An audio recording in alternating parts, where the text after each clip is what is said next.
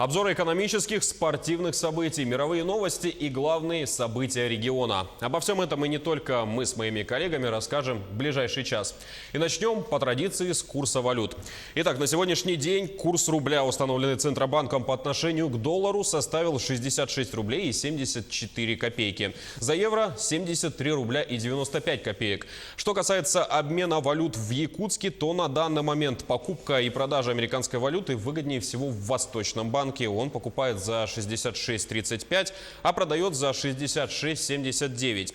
По евро выгодное предложение по покупке у того же Восточного банка за 73 рубля и 35 копеек, а продажа у АТБ за 73 рубля и 90 копеек. Данные предоставлены сайтом банки.ру.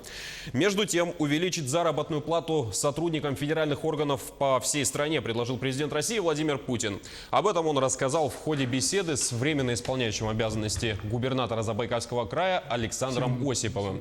По словам президента, уровень дохода в этих ведомствах ниже, чем в региональных органах, поэтому по всем территориальным органам федеральных ведомств нужно будет принимать решение о его повышении. На российских предприятиях вскоре могут открыться школы здоровья. В правительстве определились с деталями организации медпомощи на производствах. Эти обязанности предполагается закрепить и за офисными врачами. Медики проследят за двигательной активностью сотрудников. Также они будут проводить диспансеризацию, выявлять у работников ранние симптомы болезни и вести индивидуальные планы. Введение института офисных и цеховых врачей может существенно улучшить здоровье россиян. Уже в середине сентября бесплатные курсы по программированию и компьютерной графике появятся в разных районах Якутии. Сейчас в IT-школе имени Илларионова проходят курсы по подготовке преподавателей. О них готова рассказать моя коллега Ольга Башук. Ольга, ты на связи? Тебе слово. Василий, здравствуй. Да, действительно, мы находимся в школе Алексея Илларионова. Все большую популярность набирают специальности в сфере IT, то есть информационных технологий. Здесь, в этой школе, обучаются дети с 7 по 10 класс. Уже с 2016 года работает эта школа, выпустилось более 150 учеников. И прямо сейчас, в преддверии нового учебного года, идет набор новых учеников. Давайте посмотрим. Вот, все учатся программированию, компьютерной графике. Ага. И сюда вот мы проходим. Здесь у нас тоже ученики 7 и 10 классов. И самое, что интересное, что преподает здесь выпускник этой школы, Айсен. Айсен, здравствуй. Здравствуйте. Что у вас тут происходит? Что вы преподаете? Мы здесь учимся программированию и начинаем изучать их взаимодействие. Здесь проходится обучение на, по крайней мере, 2 пока что программах. Это Scratch и изучаем язык HTML. На данный момент сейчас мы изучаем HTML и создаем собственный сайт. Давайте-ка сейчас пройдемся к одному из наших учеников и покажем его работу на Scratch. Давайте. Ученика зовут Толя, и он создал самолично игру наподобие Fruit Ninja. Дай-ка, включай-ка. Здесь же также у него все анимировано, все хорошо работает. Рабочий и абсолютно хороший сайт. Ну, как сайт, программа.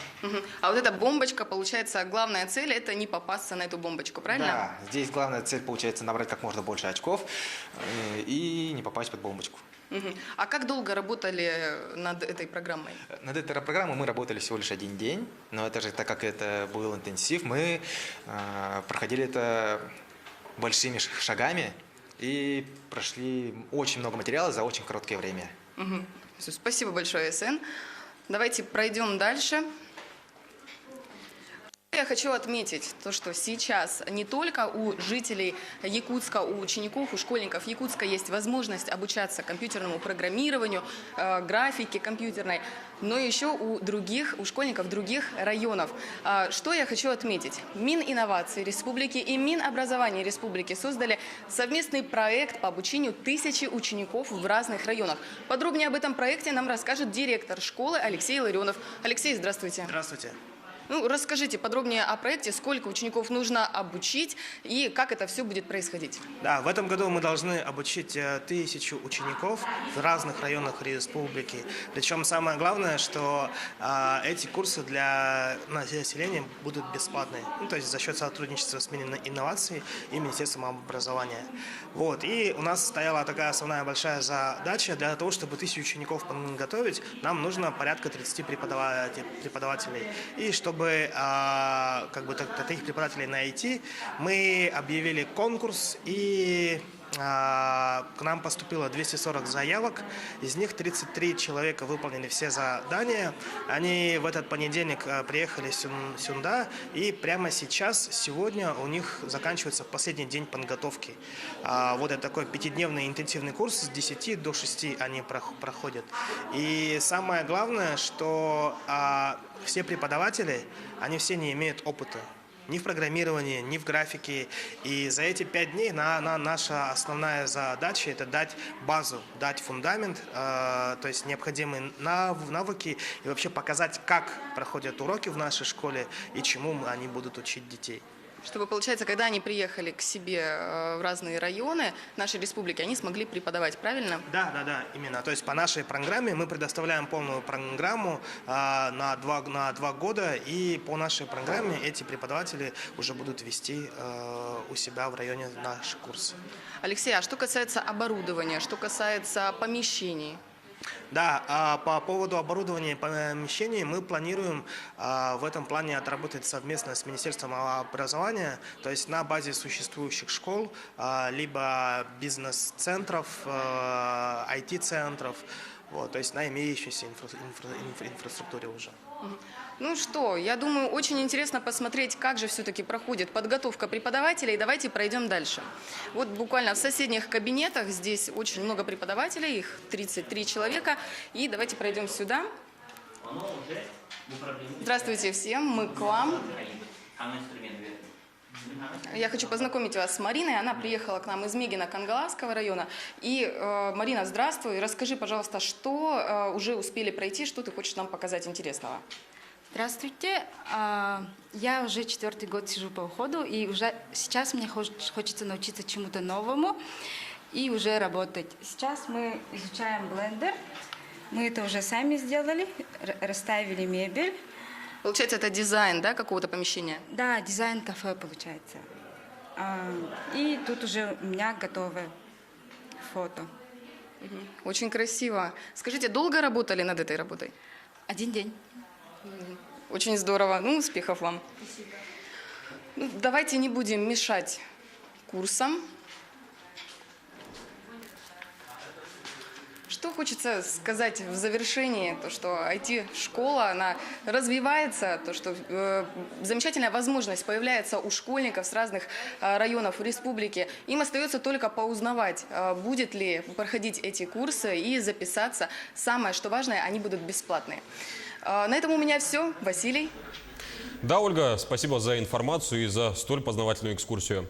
А мы продолжаем тему образования. В Минпросвещении рекомендовали школьникам сократить использование мобильных на учебе до минимума. Также там не видят необходимости использовать их и на переменах. Исключением является то, что дети, кому он действительно необходим, например, для больных диабетом и вынужденных контролировать уровень сахара в крови. Напомню, что Роспотребнадзор, Минпросвещение, Рособорнадзор и Российская академия образования подготовила методические рекомендации о порядке использования мобильных устройств в школах. В частности, авторы документа предлагают переводить телефоны на беззвучный режим при входе в учебные заведения. Также разработчики считают, что школы при необходимости могут создать места хранения мобильных телефонов учеников. А Федеральная антимонопольная служба неоднократно выступала против усиления присутствия государства в экономике. В целом его долю ведомство оценивает в больше, чем 50%. Подробнее в обзоре экономических новостей расскажет мой коллега Иван Лазаренко. Иван, чем чревата такая большая доля государства? Василий, приветствую. Действительно, в Федеральной антимонопольной службе считают, что участие государства в качестве игрока рынка серьезно искажает конкуренцию. Развитие конкуренции в России в перспективе потребует уничтожения государственных корпораций. Такую идею заложат в национальный план развития конкуренции на 2021-2024 годы. Об этом рассказал глава Федеральной антимонопольной службы Игорь Артемьев. По его словам, компании должны лишиться привилегий, которые им полагаются из-за нынешней формы организации, стать полноценными акционерными обществами, и только тогда начнется конкуренция. Что касается госкорпораций, то они, по данным ведомства, отвечают за 7-10% экономики. Эту ситуацию ФАС оценил негативно, так как участие государства в рыночных взаимодействиях в качестве игрока может серьезно исказить конкуренцию. В список российских госкорпораций входят, например, «Газпром», «Ростех», «Росатом», «Роснано», «Роскосмос», Агентство по страхованию вкладов, Web.рф. Такой статус позволяет компаниям снизить контроль со стороны госорганов, а также раскрывать о своей деятельности значительно меньше информации, чем другие участники рынка. Электронные аукционы по распределению квот на добычу краба пройдут до 1 ноября этого года. Победители торгов начнут проводить вылов по ним в 2020 году. Начальная стоимость всех выставленных на торги лотов – 125,5 миллиардов рублей. У победителей аукционов будут инвестиционные обязательства. Всего они должны будут построить на российских верфях 41 судно для добычи краба, 31 для Дальнего Востока и 10 для Северного бассейна. Примерная стоимость одного судна – около 1 миллиарда рублей в зависимости от комплектации. А срок его строительства не должен превышать 5 лет со дня заключения договора. Министерство внутренних дел поддержало инициативу Ассоциации банков России об увеличении срока блокировки карт с 2 до 30 дней при проведении подозрительных транзакций. В частности, банки предлагают блокировать карту получателя при проведении подозрительных транзакций. Сейчас перевод денег может быть остановлен только в момент списания средств со счета. Даже если клиент быстро среагирует и сообщит в банк о хищении, юридических оснований для возврата средств уже нет. В связи с этим Ассоциация банков России предлагает разрешить блокировать банковскую карту получателя до того времени, пока операцию не подтвердит сам отправитель. Стандартный срок блокировки 2 дня. В случае обращения отправителя в полицию 30 рабочих дней. Банк России усомнился в эффективности данной меры, поскольку похищенные средства, которые выводятся на другие карты, как правило, снимаются уже в первые часы после поступления на счет. Представители МВД, в свою очередь, заявили, что для них 30 дней достаточно для того, чтобы разобраться в вопросе и возбудить уголовное дело. Центры позитронной эмиссионной томографии для диагностики онкологических заболеваний на ранних стадиях будут построены в Якутии, а также в Хабаровском и Приморском краях. Об этом сообщила глава Минздрава России Вероника Скворцова. Глава федерального ведомства также добавила, что по результатам 2018 года высокотехнологическую помощь на Дальнем Востоке получили более 34 тысяч пациентов, в том числе в рамках обязательного медицинского страхования 21 тысяча. По обязательному медицинскому страхованию такая помощь оказывается в 84 медицинских организациях округа. Обеспеченность высокотехнологичной медицинской помощью пролеченных пациентов на 100 тысяч жителей на 2019 год по Дальнему Востоку равна 419 случаев. При этом общероссийский показатель составил 474. Очевидно, что перспективы для роста у региона есть, добавила Скворцова. На этом у меня пока все. Оставайтесь в курсе экономических событий на Якутия-24. Василий Нуа. Актуальная информация из мира экономики в следующих выпусках. Спасибо. Спасибо тебе, Иван. Это был наш экономический обозреватель Иван Лазаренко. А мы двигаемся дальше. Всемирная организация здоровья зафиксировала стремительный рост числа заболеваний корью. Одна из главных причин новой эпидемии – это, конечно же, пренебрежительное отношение к вакцинации. С подробностями Елена Островская. Мир скатывается к эпидемии кори. К таким неутешительным выводам пришла Всемирная организация здравоохранения. По оценкам ВОЗ, только в европейских странах и лишь за первое полугодие 2019-го корью заболели 90 тысяч человек. Это больше, чем за весь 2018. В целом по миру ситуация еще более устрашающая, говорит директор департамента ВОЗ по иммунизации доктор Кейт О'Брайен. Свыше 364 тысяч случаев было зафиксировано ВОЗ в разных регионах только к августу. И это самое большое число заболеваний с 2006 года, а ведь год еще не закончен. Случаев кори в 3 раза больше, чем за аналогичный период 2018 года. Корь – одно из самых заразных заболеваний. Подхватить ее можно даже при кратчайшем контакте с носителем. Согласно статистике, инфицированный человек может заразить до 18 других. Осложнения могут затронуть дыхательные пути, центральную нервную систему и желудочно-кишечный тракт. По данным ВОЗ, в 2017 году от кори умерло 110 тысяч человек. Большинство из них – дети в возрасте до 5 лет. При этом, чтобы предотвратить заражение, достаточно 2 прививок. Моду на отказ от вакцинации врачи часто называют одной из главных причин роста числа заболеваний. Есть семьи, сообщества, люди, которые получают ложную информацию не просто об опасности заболевания и рисках заражения. Они этого просто не понимают, но люди получают неправильные сведения об эффективности и безопасности вакцин. Мы рассматриваем такую дезинформацию как растущую угрозу. Доктор Кейт О'Брайен призвала СМИ бороться с распространением ложных сведений, предоставляя людям аккуратную и научно достоверную информацию.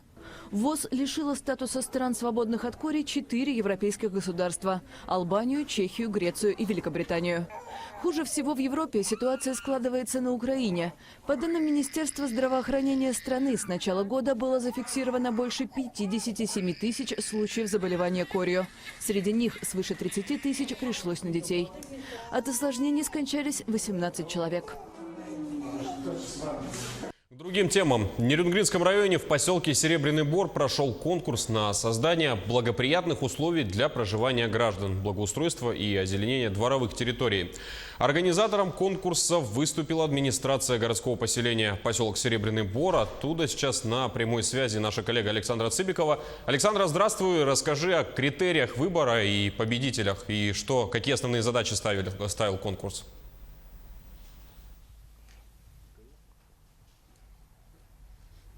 Александра? Здравствуй, Василий. Основная задача данного конкурса – это вовлечение жителей многоквартирных домов в благоустройство придомовых территорий и ее озеленение. Данный конкурс прошел в 3 этапа. Первый этап – это сбор заявок с жителей Серебряного Бора. Второй этап конкурса – это выезд комиссии на придомовые территории, оценка его состояния, благоустройства. И третий этап, на котором мы сегодня побывали, это самый торжественный и приятный этап – это, конечно же, награждение победителей и участников конкурса. Рядом со мной находится глава муниципального образования городского поселения Серебряный Бор Станислав Будуев. Станислав Николаевич, здравствуйте. Скажите, кто у нас явился победителем данного конкурса и за какие заслуги? Добрый день. Победителем данного конкурса, который проводился в нашем поселке впервые в этом году, и до этого никогда не проводились. Победителем данного конкурса, дом номер 40 и старший по дому Чолок Виктория. Конкурс вообще проводился для того, чтобы привлечь население в развитие, в облагораживании территории, чтобы дети наши участвовали в облагораживании территории, чтобы они своими руками все это делали, чтобы они чувствовали ответственность за то, что они сделали, за тот труд, который они произвели, чтобы они чувствовали ответственность за тот труд, который сделали их родители, бабушки, дедушки. Все прошло хорошо, участвовал у нас в этом году 4 дома, 4 двора.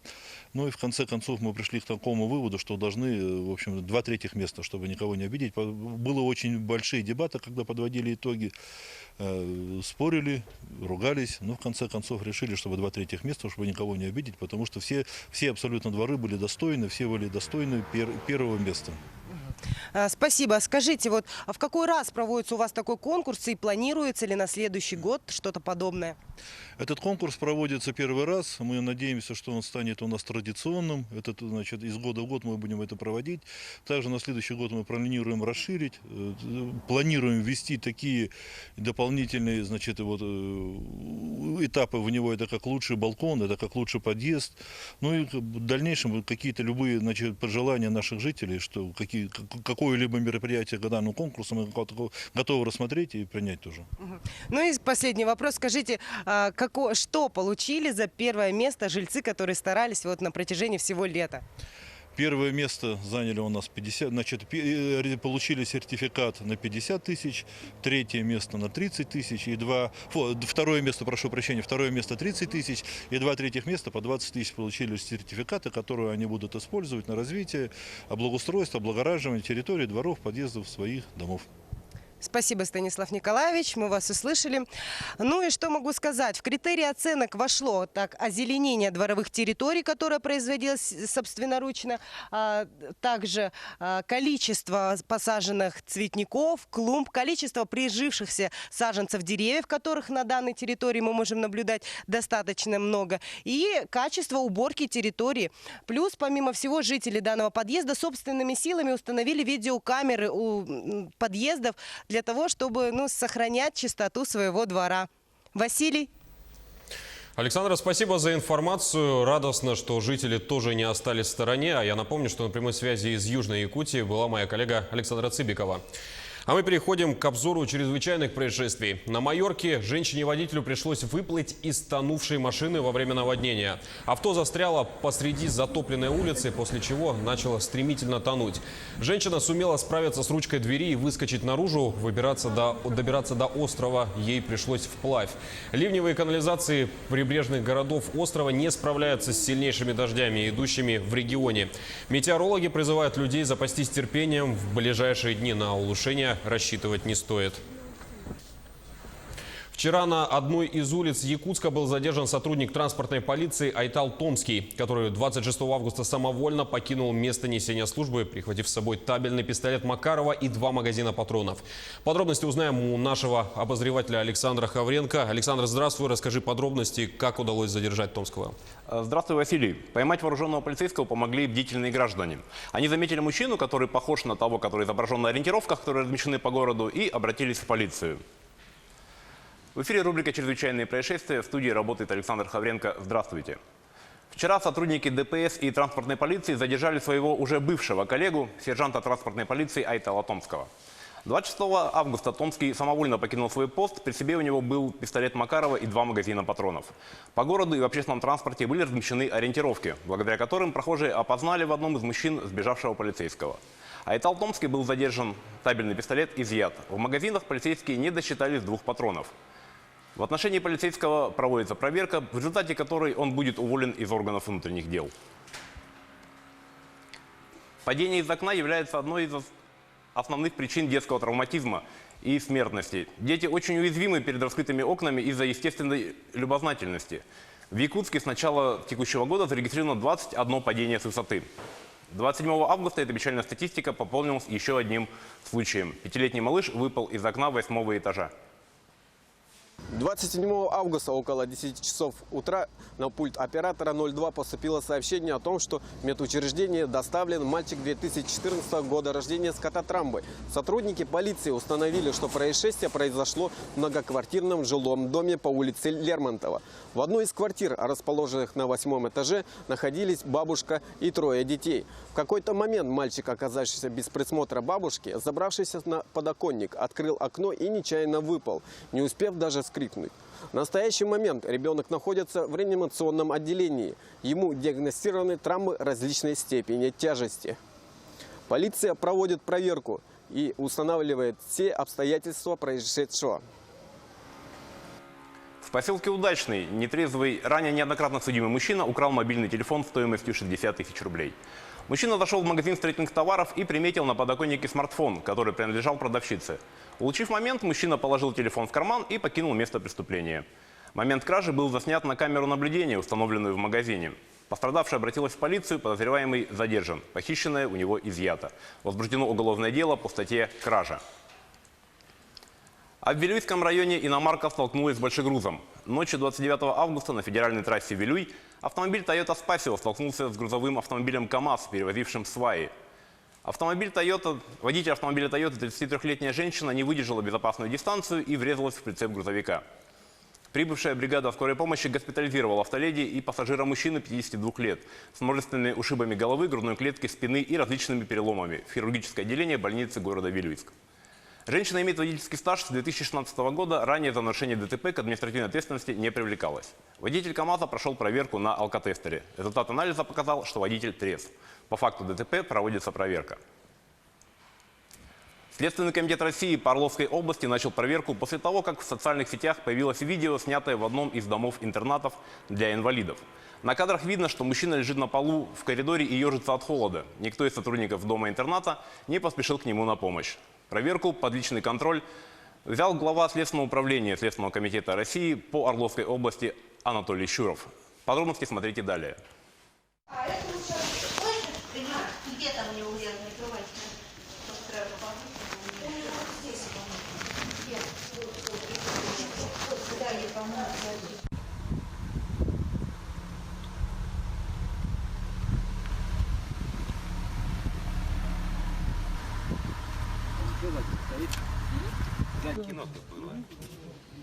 Здравствуйте, товарищи. Здравствуйте. Мужчина лежит на пороге в комнату. Бедный, что он замерз, дергается. В это время люди бегают, там белье перетряхивают. Смотрите, что получается. Есть факт, что он находился в коляске. Значит, так как проводили дезинфекционные мероприятия, значит, из комнаты всех выселили, они были все на улице. Вот, он, этот проживающий, находился в коляске. Вот, когда их начали заселять в комнату, он с коляски сполз, и вот в этот момент засняли наши здесь проживающие и выложили потом в соцсеть вот этого человека на полу. В это время он был оставлен без присмотра. И это, естественно, нарушение должностных. Значит, ситуация, конечно, совершенно та, которой не должно было быть. То есть в любом случае один из сотрудников должен был находиться с этим человеком. Поэтому после того, как мы сейчас детально во всем разберемся, естественно, будут приняты самые категоричные меры к тем сотрудникам, которые допустили эти действия неправомерные, естественно. Поэтому я, конечно, тоже очень жестко к этому вопросу подойду, если действительно все это подтвердится. На итальянском острове Стромболи произошло извержение вулкана, перепугавшее как местное население, так и многочисленных туристов. Подробности расскажет Елена Островская. Вулканические бомбы и потоки лавы – завораживающее зрелище, если наблюдать его с безопасного расстояния. На жителей небольшого итальянского острова Стромболи и отдыхающих там туристов такая красота заставила вздрогнуть. И буквально в том числе. Извержение, по данным Национального института геофизики и вулканологии, было очень сильным. Хотя сообщений о серьезных разрушениях или пострадавших не поступало, многие перепугались не на шутку. Меня ужас охватил. Началась паническая атака. Я 3 часа провела в церкви с детьми, потому что камни падали. Все было черно вокруг. У нас весь дом покрылся пеплом. Выброс вулканических бомб привел к возникновению нескольких пожаров на склонах горы. На борьбу с огнем была направлена авиация. 900-метровый Стромболи – популярное место для туристических прогулок. Отдыхающие поднимаются на вершину и заглядывают в кратер, невзирая на то, что вулкан считается одним из самых активных на планете. В июле он выбросил раскаленную магму, убив одного человека и покрыв курорты пеплом. На этом наш выпуск подошел к концу. За развитием событий следите в следующих выпусках новостей. Всего доброго и будьте осторожны. Василий, на этом у меня все. Да, Александр, спасибо за информацию. Держи нас в курсе. А я напомню, что обзор чрезвычайных происшествий для нас произвел мой коллега Александр Хавренко. А сейчас расскажем о событиях, которые произошли за пределами страны. Ученые впервые реконструировали внешний вид дальнего предка человека. В Эфиопии обнаружили почти идеально сохранившийся череп, возможно, дальнего предка Homo sapiens. Но теперь ход эволюции представляется антропологам еще более запутанным, чем раньше. В теме разбирался Роман Чуриков. Местечко Мирадора в регионе Афар в Эфиопии, которое принято считать чуть ли не колыбелью человечества, преподнесло ученым, да и всем нам, очередной подарок. Во время нового этапа непрекращающихся здесь вот уже несколько десятилетий раскопок антропологи нашли нечто, что может полностью перевернуть представление специалистов об эволюции человека. А именно цельный и почти идеально сохранившийся череп нашего далекого-предалекого предка. Это первый образец, который дает нам понять, как выглядело лицо вида, известного как анамский австралопитек. Он жил примерно 3 миллиона 800 тысяч лет назад. До этого мы не имели понятия о его внешнем виде, ведь все, что у нас было — отдельные зубы, фрагменты челюсти. А теперь мы смогли реконструировать его голову целиком. Как считает современная наука, наш вид Homo sapiens появился в Африке 300 тысяч лет назад. Самым ранним известным предком человека является подвид шимпанзе, обитавший на Земле от 6 до 7 миллионов лет назад. Ну а самым ранним из найденных наших предшественников была Люси. Так назвали скелет гоминида, жившего около 2 миллионов лет назад. Ее останки нашли в 1974 году в Африке. И вот, реконструировав внешний вид МРД, так назвали свеженайденный череп, оказалось, что он сочетает в себе черты как самых ранних обезьян, так и той самой Люси. С одной стороны, он еще сохраняет примитивный малый головной мозг и узкую черепную коробку, но с другой уже может похвастаться выдающимися вперед чертами лица и высокими скулами. Ученые говорят об обнаружении недостававшего ранее звена эволюции, который может полностью перевернуть взгляд специалистов на процесс развития Homo sapiens. Афарский австралопитек, или Australopithecus afarensis, появился приблизительно 3 миллиона 900 тысяч лет назад, может, чуть раньше. Но ключевой здесь тот факт, что афарцы пересеклись по времени обитания с анамским австралопитеком, он же Australopithecus anamensis. И это изменило всю модель эволюции и афарского австралопитека, и анамского. Теперь мы знаем, что Australopithecus anamensis, вероятно, был последователем Australopithecus afarensis, но их развитие и отношения не были линейными. То есть такого, что анамцы пропали, а афарцы заняли их место, не было. А ведь раньше мы именно так и считали. Но оказывается, что они какое-то время жили вместе. Мы говорим о промежутке времени между 3 миллионами 900 тысячами лет назад и 3 миллионами 800 тысячами. И это сенсация. Переводя с научного языка на обывательский, обнаружение МРД не опровергает версию о том, что вид, которому принадлежала Люси, дал начало развитию Homo sapiens, но дает основание полагать, что в этом процессе могли участвовать и другие недавно обнаруженные подвиды. Родословная человека одновременно стала и яснее, и запутаннее. А в Иордании к прошлому вернулись ради будущего. Иорданец Хамад Назал возрождает экологические традиции строительства многовековой давности, возводя дом в городе Эль-Мафрак из глины. Окруженный современными зданиями и виллами, в городе Эль-Мафрак на северо-западе Иордании стоит дом из глины, как напоминание о необходимости защищать окружающую среду. 4 года назад Хамад Назал начал возводить особняк площадью 220 квадратных метров. Стены, крышу и пол он решил сделать из глины с добавлением песка и соломы. Такая смесь, по мнению владельца, в отличие от современных стройматериалов, не наносит вреда здоровью человека. Здесь речь вовсе не о тенденциях на экологичность. Просто вы не можете стать другом самому себе, если не дружите с землей и окружающей средой. Мы используем те же компоненты, которые были у наших предков тысячи лет назад, потому что доказано, эти материалы являются единственными оптимальными для жилища человека. Чтобы возвести здание, Назал искал ответы в прошлом, изучая старинные методы строительства. Архитектор создал большую часть глинобитного дома своими руками. Правда, он отметил, что погодные условия зимой неоднократно задерживали работы. Зато опыт иорданца показал, что строительство по старинной технологии вдвое дешевле, чем возведение жилья современными способами. Первоначальный план Назала состоял в том, чтобы самому жить в глинобитном особняке, но теперь он рассматривает возможность превратить его в экологичный отель. Двое британцев, между тем, совершают кругосветное путешествие на истребителе Spitfire времен Второй мировой войны и уже достигли западного побережья США. О захватывающем путешествии узнаем в следующем сюжете.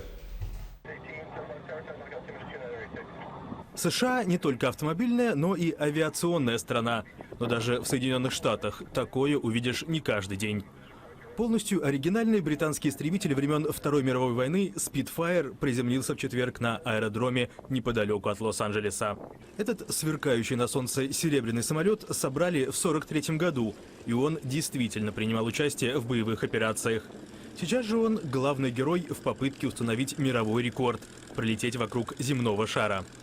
Двое британских пилотов стартовали на нем около месяца назад в Лондоне и уже пересекли Атлантику и Северную Америку. Временами было очень сложно, погода неважной, были и другие вызовы. Нам нужно определенное топливо, которое сейчас почти не используется. Поэтому садиться приходилось в строго определенных местах. В какой-то момент мы отстали от графика, но уже все наверстали. За время кругосветки 76-летний самолет и 2 его пилота преодолеют более 43 тысяч километров и посетят 30 стран. А на все путешествие уйдет около 4 месяцев. Племя Маноки в Амазонии просит защиты от пожаров у духов, а не у властей. Пожары, которые устроили фермеры для расширения своих угодий, превратили в пепел их леса. Теперь, по словам коренных жителей, им предстоит отстаивать территорию, которая принадлежала их предкам на протяжении многих поколений. В непростой ситуации разбиралась Анастасия Дмитриева. В глубине Амазонии племя Маноки исполняет ритуальные танцы. Так индейцы просят духи предков защитить густой лес вокруг них и животных, которые в нем обитают. Их территория находится под угрозой уничтожения из-за бушующих пожаров. Численность народа Маноки всего около 500 человек. Они живут в 8 деревнях, которым присвоен особый статус. Но теперь даже резервации, которые ранее считались наиболее охраняемыми частями тропического леса, находятся под угрозой исчезновения. На обширной площади их священной земли вместо густых зарослей остался пепел и все еще тлеющие головешки. Индейцы говорят, что фермеры, выжигая джунгли, расчищают землю для своих пастбищ и сельхозугодий. И племенам предстоит отстаивать право на территорию, которая на протяжении многих поколений принадлежала их предкам. Но маноки предупреждают, что последствия выжигания и вырубки Амазонии ощутят не только они, но и все жители планеты. С уменьшением площади лесов, называемых зелеными легкими планеты, снизится и поглощение парниковых газов. А опустошение земель повлияет на круговорот воды в региональном и глобальном масштабе.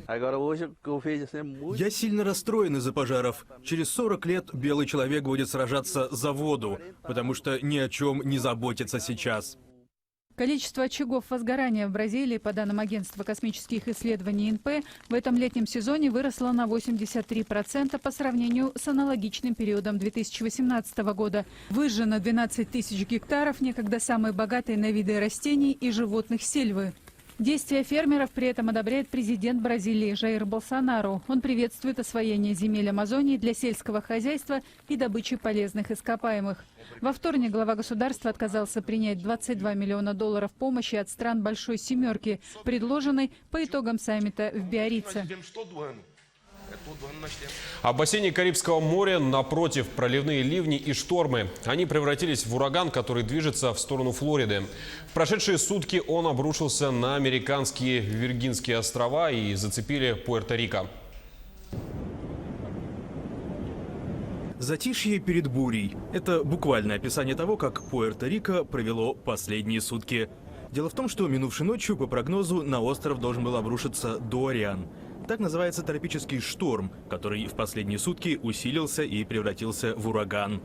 Кто-то решил напоследок поплавать на доске для серфа, кто-то оценить силу стихии с берега. Но большинство все же не забыли события двухлетней давности, когда на Пуэрто-Рико обрушился ураган Мария, убивший более 3000 жителей острова. Повсюду звуки молотков, электропил, дрелей. Люди фактически превратили свои дома в бункеры, в надежде, что это поможет спастись от урагана и возможного наводнения. Я пока сам ничего не знаю, но если верить новостям, то на нас идут проливные дожди и сильный ветер. Говорят, скорость будет километров 100 в час. Это все, что мы можем сделать для защиты. Мы больше всего боимся воды. Не знаем, с какой стороны к нам подберется буря, поэтому приходится защищать все окна. Как-то же мы должны спасаться. Пока жители Пуэрто-Рико принимали превентивные меры защиты, на соседних американских Виргинских островах было уже вот так.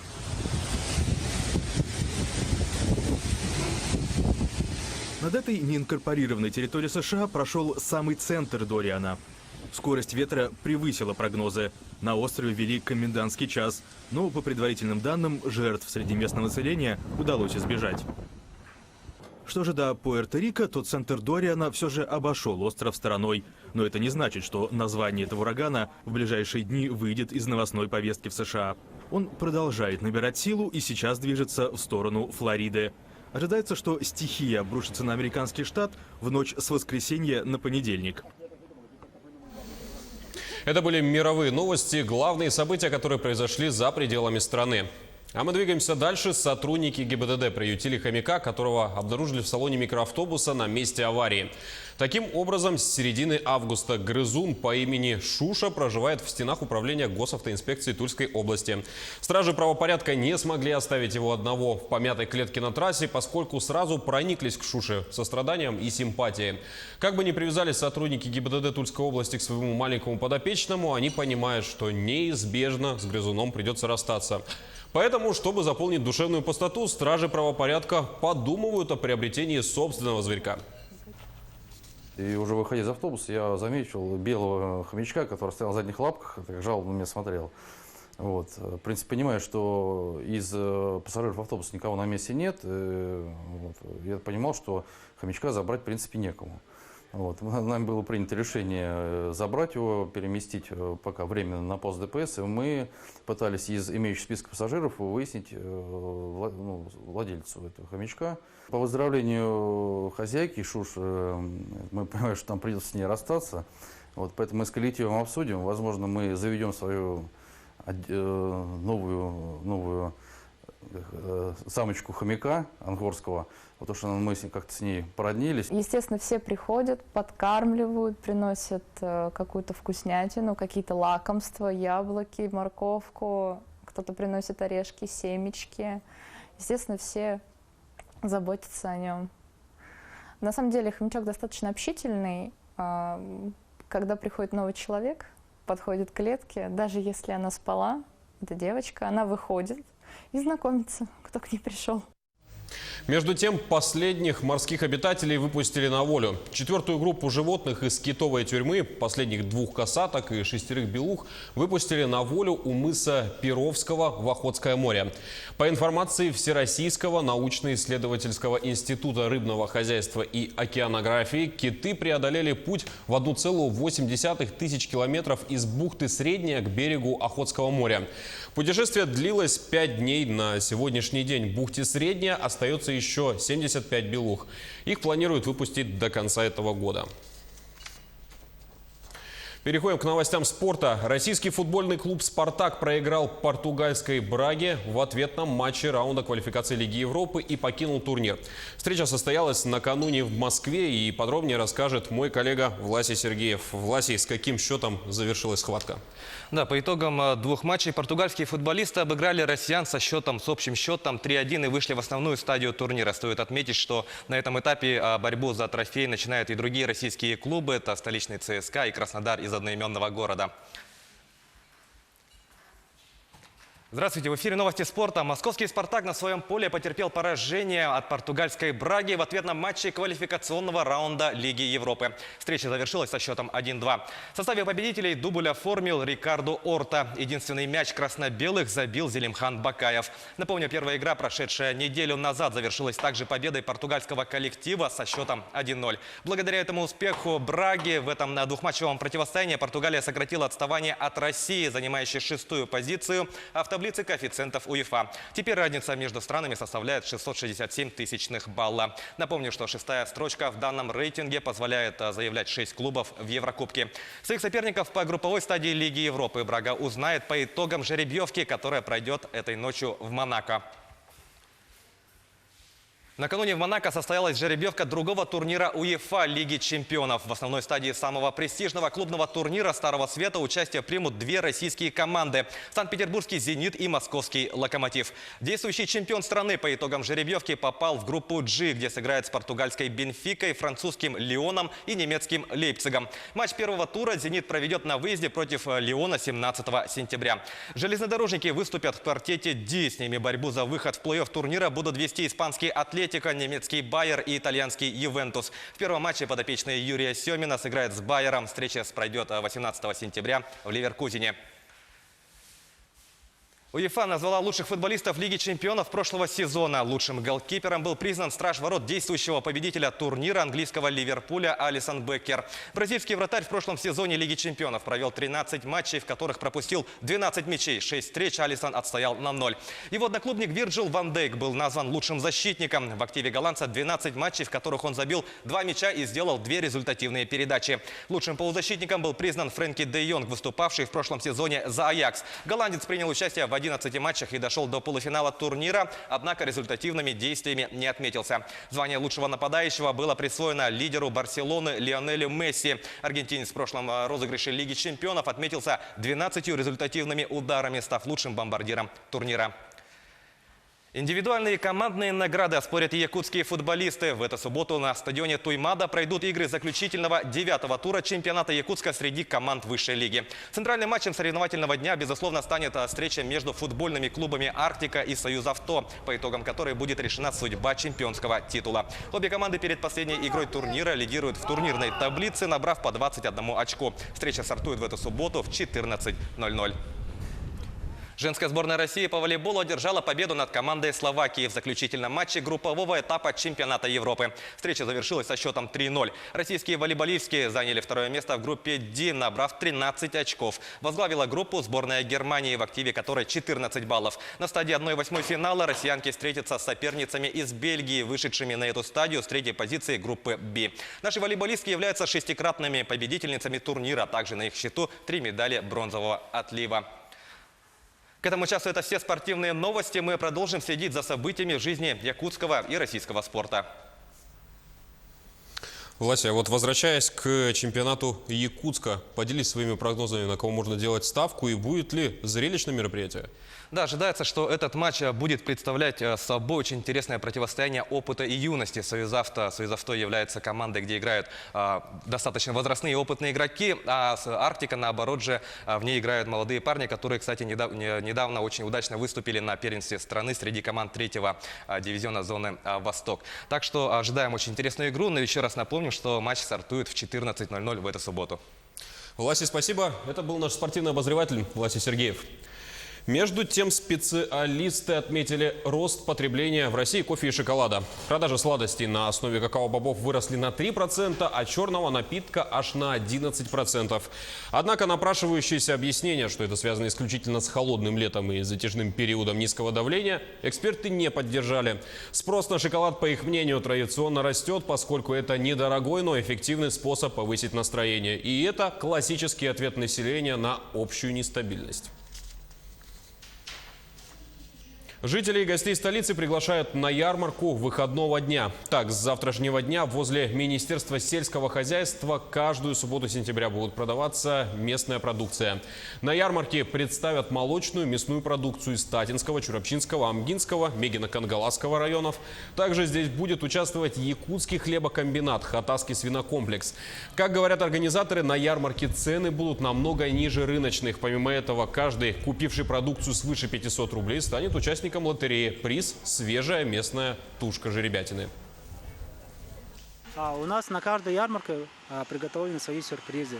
В эту ярмарку мы планируем упор делать на молочной продукции, так как скоро уже закончится сезон большого молока. То есть все производители привезут масло сливочное. Помимо этого будут полуфабрикаты. 7 сентября у нас главным блюдом дня, так скажем, будет мясо и рыба. Как раз вот из северных районов рыба прибудет. А 14 сентября уже у нас будет уже овощи появятся свежие. Мы хотим понять емкость рынка, нашу целевую аудиторию и востребованность продукции. А в столице сегодня работает уже ставшая традиционная выставка-ярмарка «Праздник урожая ветеранов 2019». Свои заготовки на зиму, овощные блюда и осенние композиции выставили на суд зрителей ветераны труда и тыла.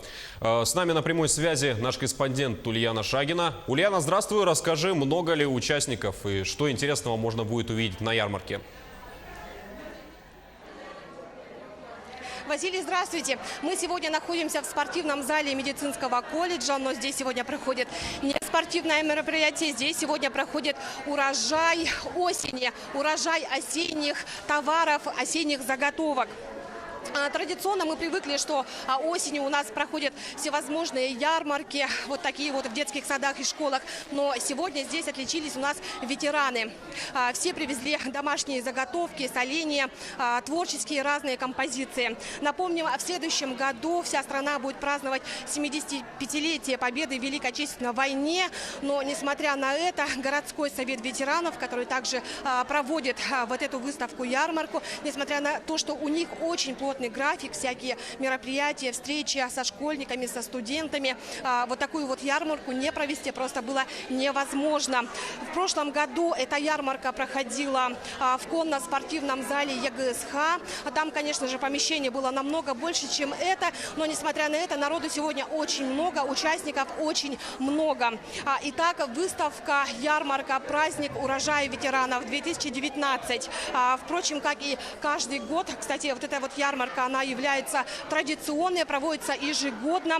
Собрал большое количество народу, большое количество людей пришло посмотреть. Люди приходят с семьями, с детьми, любуются, смотрят, наблюдают. Кто-то что-то покупает.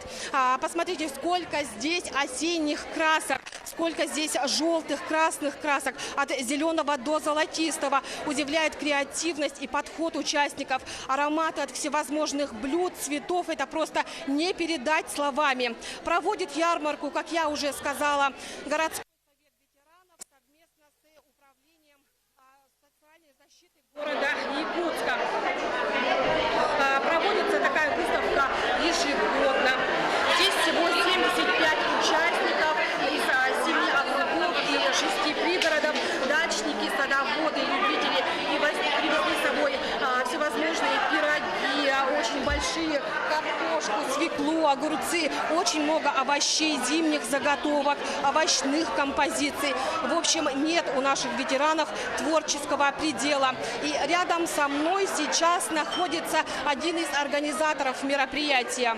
Это заместителя председателя городского совета ветеранов Валентина Васильева. Валентина Васильевна, расскажите, пожалуйста, ваши ветераны, они всегда такие активные? Наши ветераны, конечно, очень активные. Все мероприятия, все концерты, без их не обходимся. Участвуют очень активно. И вот ярмарка, выставка у нас проводится традиционно уже более 10 лет. Они этот день очень ждут, тщательно готовятся. И вот, как вы уже видели, они очень тщательно подходят к каждой своей работе и выставляют вот на сегодняшней ярмарке. Мы очень рады, что они с нами вместе проводят вот эту выставку.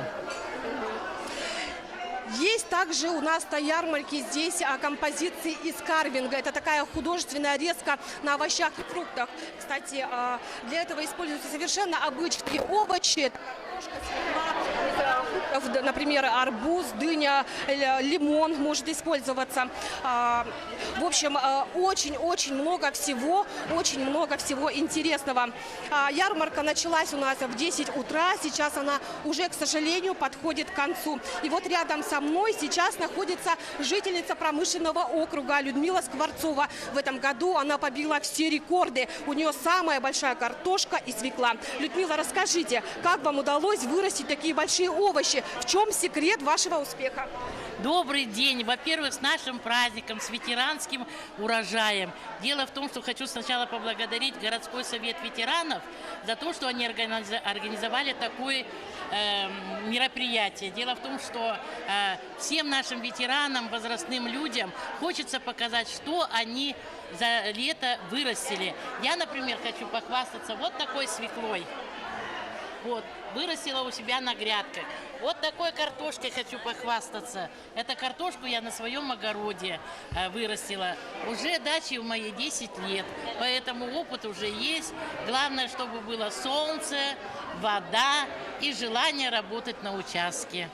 Людмила, спасибо вам большое.